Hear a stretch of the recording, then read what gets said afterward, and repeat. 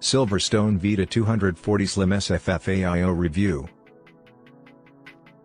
SilverStone has been making computers, power supplies, expansion cards, and other PC components for years.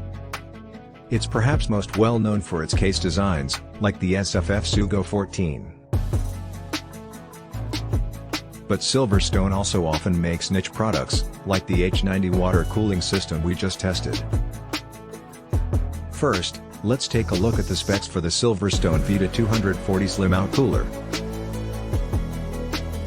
It has three 120mm fans that spin up to 2,800 RPM. It supports both water cooling and air cooling modes and comes with two mounting brackets.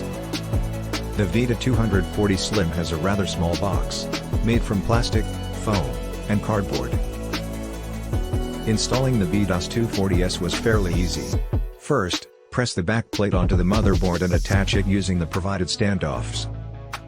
Then, apply some thermal grease to the CPU socket, and insert the CPU into its new home. Finally, tighten the two included bolts. The VIDA 240S includes a hardware RGB controller, allowing you to easily control the LED fan speed and color temperature of the heatsink from the front panel. The VIDA 240 Slim comes with a 22mm thick radiator and 16mm thin 120mm fans, which makes it just 38mm thick. It's made to be used in small form factor cases.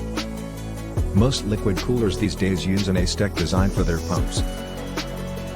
However, SilverStone has come up with a new cooling solution called the AIO cooler. It uses a different type of fan and three-phase, 6-pole fan motors to create less noise than previous models. On top of the pump, next to the radiator tubing, is an access point where a person can remove the water tank from the system. This is usually used when there is a leak in the system. It's important to note that if you don't use this access point, then you may need to send the entire unit back to the factory for repairs. You can rotate the CPU block so that its orientation aligns with the preferences of the user, or simply because it avoids bumping into bulky memory modules. A better way to cool your computer isn't just the heatsink and fan. You need to consider not just the heatsink but also the fan. With previous generation processors, it was relatively straightforward for coolers to maintain the flagship i9 chip within its thermal range. However, with the new Core i9, this is no longer realistic unless the cooler has some serious improvements. Today's modern AMD and Intel processors are designed to operate at temperatures well above room temperature without any issues. Furthermore, Intel's 13th General Kaby Lake refresh processors support adaptive boosting technology. ABT enables the processor to dynamically adjust clock speeds when thermal headroom is available. This helps keep the processor stable under heavy load by increasing the frequency of the processor to avoid throttling. We've had to adjust our tests for cooler performance because of the increased cooling challenges presented by Raptor Lake. Only the best coolers are able to meet our new requirements. Because the Raptor Lake 1390Z seeks its maximum stable operating temperature, we're going to look at benchmarks instead by comparing total score results and core clock speeds.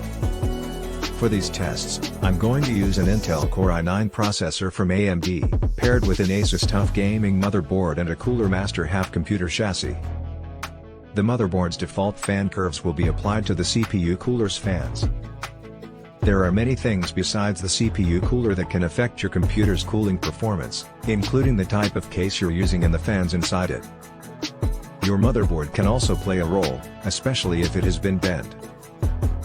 To ensure that the CPU doesn't bend under heavy loads, we've installed Thermalrate's LGA 1700 contact frame onto our test rig.